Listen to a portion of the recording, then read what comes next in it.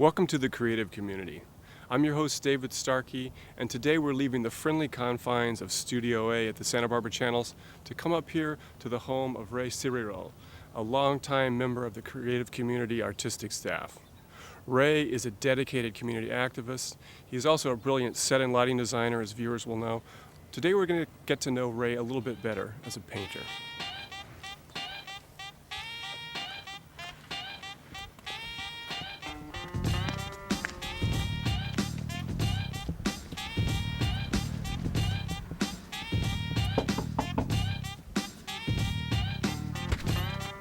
Hello, David. Ray, good to see you. Funny.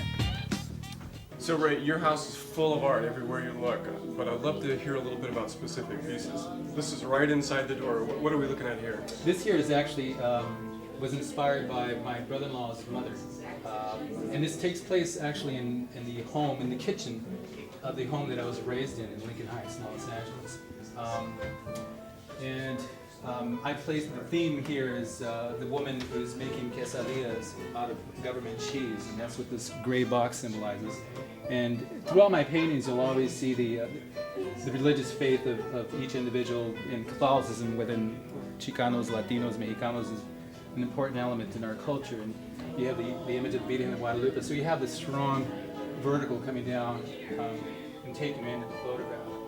I also have dripping water, which is very common within people that cannot afford plumbers. You know, so it's, I try to convey the struggle that takes place in the ghetto and the barrios with a lot of my paintings. Now that's really important too, clearly, because we see a working class emphasis in so many of your subjects. Right. Talk a little bit more about that. Well, it's here again. It's my upbringing, part of my culture, and I have this passion for the humans that sacrifice, their lives in our world, in which, we have complete opposites. We have the extreme poor and we have the extreme rich, and I still have the passion for my culture and my people because I'm still in this category. This is a portrait. For one thing, it's got really big, broad strokes. The face almost seems to be leaping off the canvas the way that you angle the perspective. What about some of the artistic decisions that went into the painting itself? Here again, it's an influence from my schooling. It goes back to instructions that I received from Harry Carmian, who's one of our local painters here, one of the oldest living masters in California, figurative painters. My palette was influenced by him, and I apply a lot of emphasis in composition or in structure, and these are part of the elements that he taught us as students studying with him. What about the frame? That's a terrific looking frame. Is that Thank something you. that you made? Yeah, here again, it's the frames are part of the struggle that I went through as a painter, because when I was growing up, paintings weren't accepted in galleries unless they're framed, and frames are extremely expensive. So I decided to go with a ghetto frame, which is something that I, started producing with cardboard, to be actually honest with you. And I started working with different elements. I'm working with different materials here. This is burlap on wrapped canvas on wood.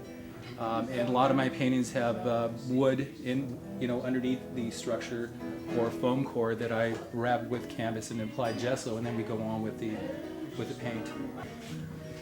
Now, once again, we've got your emphasis on religious iconography. Right. This piece here was a piece that actually got me into the Sullivan Goss Gallery. This painting here was produced towards the end of last year. It was a somewhat of a magical piece because it was brought forth through emotion. It was a surprise to me that it was accepted. But here again, I was going into a different direction. I was actually applying muslin on top of canvas with this piece. So you have muslin on top of canvas, it's building up texture. And I was inspired by the kiwi fruit, and that's where I saw a sliced piece of kiwi, and I thought it would be easy to incorporate the image of the Virgin of Guadalupe within the center of the kiwi. So you have the palette of the kiwi along with undercoats of blues and yellows that help vibrate this piece here, along with the texture of the Right, and as I look at the painting, you're talking about how heavily textured the canvas is, but it almost seems to run onto the frame itself. Exactly. Yeah. Let's see what we've got over here now. This is a piece that is alluding to a famous painting by Renoir. That's correct. The composition, you know, the placement of the individuals in the composition was taken from his one painting. I believe it was called Party on the Boathouse. I've titled this one Friday Night in Lincoln Heights. Here again, it's a reflection of my upbringing in East LA, in Lincoln Heights. The location is the porch that I grew up in, the home that I grew up in. It wasn't actually like this, but it was inspired by, and that's the direction I'm going with a lot of my work. I use reality as an influence, but I take it into another direction. I try to use a little creativity and sort of a fantasy type look. The frame itself was inspired by graffiti. And here again, the three-dimensional look, you have foam core that's built on top of each other, and then I wrap it with linen, and then we're able to gesso it and apply the oil onto it. Well, it's interesting that the frames here seem to be so important. It kind of takes the painting out into the world. You know, it's a transition zone from the central part of the painting into the world where the viewer is. Now, when we look around here, we have some other pieces that are not purely paint. We've got drawing. Talk about them. Well, this was an etching that was given to me by Harry Carmian just recently. Above that, you actually have a pretty broad variety of the different stages that I went through.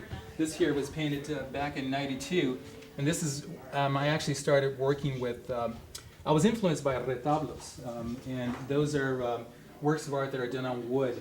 Not all, but a lot of them are done on wood, especially in the Southwest. In Mexico, they actually paint retablos on metal, usually oil on metal or tin. But this is acrylic on wood, and here again, I'm going back. I was inspired by an article I read about this gang member in East LA that was shot by police officers. They assumed he had a weapon because he had his hands behind his back, and they shot him dead in the out in the projects out in East LA. And that's where that influence of that painting came from. He's got this target around his heart. Exactly, exactly. And you have the graffiti influence on your frame. Now, the piece above that. The piece above that is a newer piece, and it was done on an AOL 10, recycled. And it's a contemporary look of the farm worker eagle. Here again, it's a piece that I was just inspired that I had to express in a new look. Now again, so when you and I were talking the other day, you told me that there's two icons that you try and work into your work whenever you can. The Virgin and then the farm worker symbol. Yes. Yeah. So both those go hand in hand.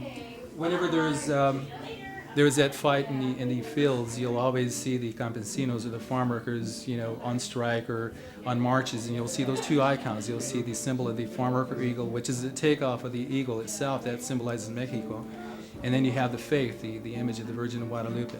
She's the patron saint of Mexico and the Americas. And of course, within the Latino community, and especially the Mexicans, you know, where a lot of Mexicans are Catholics, you know, they have that strong belief in Catholicism. So you have both the strength of the farm worker eagle and the faith of the religion with the Virgen of Guadalupe. Now your studio is here in your house. Can we take a look at that? Sure. We could go on out and back.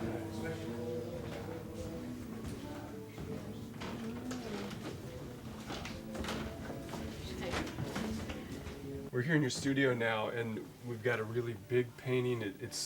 We see the Virgin sort of in the center of the cosmos almost. Talk about this particular piece.